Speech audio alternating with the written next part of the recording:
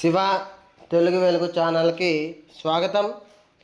ఈరోజు మనం 14/8/2026 ఇవ్వబడిన టెట్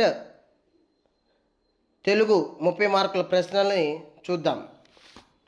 మొదటి ప్రశ్న, ద్విగు సమాసం కానిది. ఇక్కడ చూడండి, ముక్కంటి, 2 ఏనుగులు, నవరత్నాలు, సప్త ఋషులు. మరి అన్నీ కూడా సంఖ్యావాచకాలే ఉన్నాయి. ముక్కంటి 3 కన్నులు కలవాడు. ఎవరయ్యా? శివుడు. అన్య పదార్థ ప్రాధాన్యం కాబట్టి ఇది బహువ్రీహి సమాసం కాబట్టి ఇది ముక్కంటి సరైన సమాధానం. ఇరవు అనే పదానికి అర్థం. ఇరవు అంటే ఏంటయ్యా? చీమలు పెట్టిన పుట్టలు పాములకు 20 అనే పద్యం ఇచ్చి అందులో 20 అని అన్నాడు. 20 అంటే స్థానం, అనువైన స్థలం అని చెప్పి మనం చూసుకోవచ్చు. శృంగార నైషధ కర్త శ్రీనాథుడు. పొడుపు కథ. అడవిలో పుట్టింది, అడవిలో పెరిగింది, మా ఇంటికి వచ్చింది, తైతక్కలాడింది. సమాధానం కవ్వం. మనం చిన్నప్పటి నుంచి చదువుకుంటూనే ఉన్నాం.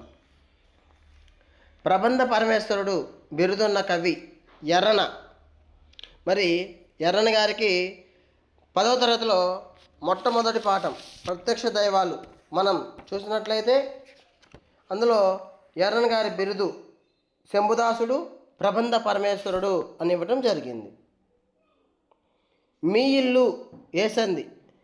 మీ ప్లస్ ఇల్లు అంటే ఇక్కడ ఎడాగమం కనిపిస్తుంది కాబట్టి సమాధానం ఎడాగమ సంధి. మనం మీ ఉంది కాబట్టి ఎత్వ సంధి అనుకుంటాం, అది పొరపాటు. ఆరుద్ర గారి గురించి ఒక గద్య భాగం ఇచ్చాడు, అందులో ఇతివృత్తం అడగడం జరిగింది. ఈ విధంగా మనము కొన్ని అపరిచిత గద్యాలు చదువుకొని ఉండటం చాలా మంచిది.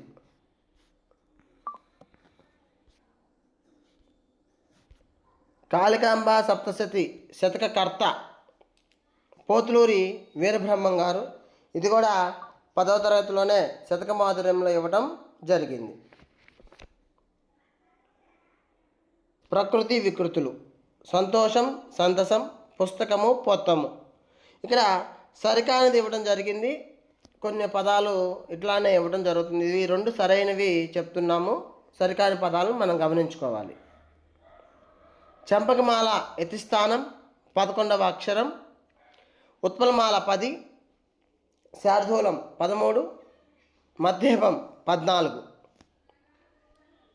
యతి అనే పదానికి అర్థం అడిగారు. సన్యాసి.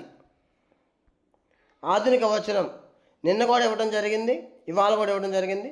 గృహమునకు రమ్మని అతనిని తోడ్కొని చనియే. ఇందులో ఆధునిక వచనం చూస్తే మనకి ఇంటికి రమ్మని అతన్ని తీసుకొని వెళ్ళాడు. ఈ విధంగా మనకి ఈరోజు ప్రశ్నలు ఇవ్వటం జరిగింది మిత్రులారా. కాబట్టి ఇలాంటి అంశాలనే రేపు ఎల్లుండు ఇక 2 రోజులతో టెట్ పూర్తవుతుంది కాబట్టి మీరందరూ బాగా చదవాలని కోరుకుంటూ ధన్యవాదాలు.